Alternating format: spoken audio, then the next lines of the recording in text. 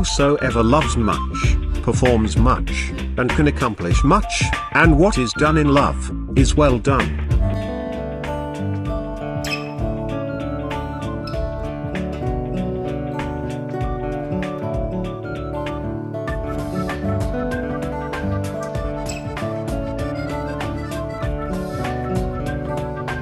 If you never experience the joy of accomplishment more than you can imagine, plant a garden.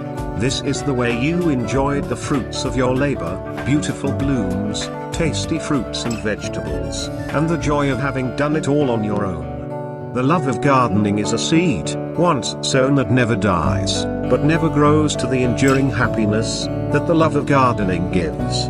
A garden is a grand teacher. It teaches patience and careful watchfulness, it teaches industry and thrift, above all it teaches entire trust. This was the garden. It didn't look like much, but it meant everything to its gardener. It was his home. It was his supper.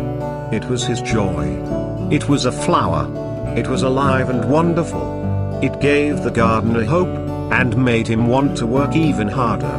No one heard his little voice, but someone saw his flower. It was alive and wonderful. It gave the someone hope. It made the someone want to work harder. This is the garden now. And this is its gardener. He doesn't look like much, but he means everything to his garden. There, kind of deep attention that we pay as children is something that I cherish, that I think we all can cherish and reclaim. Because attention is the doorway to gratitude, the doorway to wonder, the doorway to reciprocity. And it worries me greatly that today's children can recognize 100 corporate logos and fewer than 10 plants. That means they're not paying attention.